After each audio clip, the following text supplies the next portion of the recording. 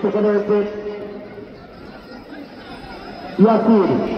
ইয়াসির, তারপরে আবার আরো দুজনের বাড়ি রংপুরে সালাউদ্দিন, তারও বাসা একমাত্র গোলদাতা সালাউদ্দিন, চমৎকার একটা বলবেন আবার সালাউদ্দিন,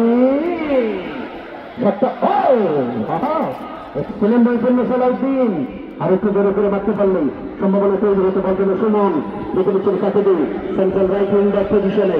এখন কি একটা করবে দেখতে এখন কত সুন্দর সাউন্ড হচ্ছে, এখন কত সুন্দর সাউন্ড হচ্ছে, কার শুনে কিন্তু তো সাউন্ড হবে না।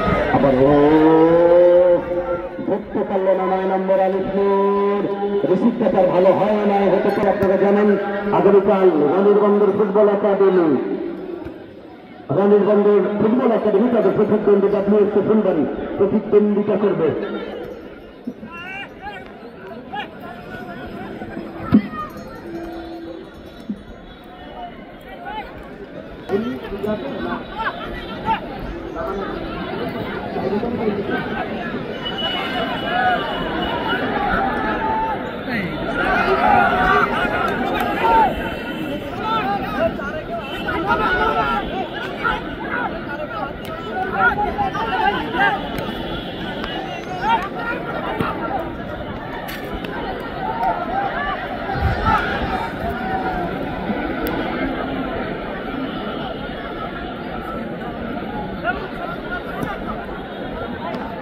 চমৎকার একটা জায়গা বলতে ফারুক, আরে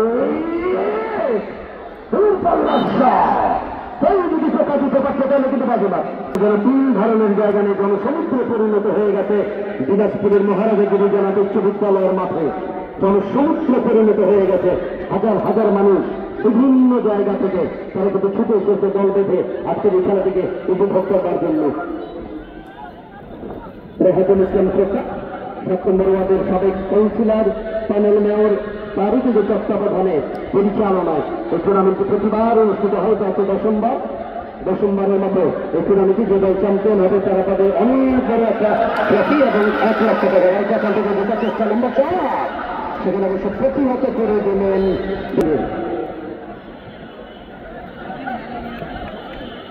ফিরোজ এখনো তার পর্যায়ে কাটাবার চেষ্টা, খুব ভালো ফলো করেছি বছরের মনে সাইড লাইনের বাইরে ফোন ফিরোজ থেকে লম্বা করে সেখানে আপাতত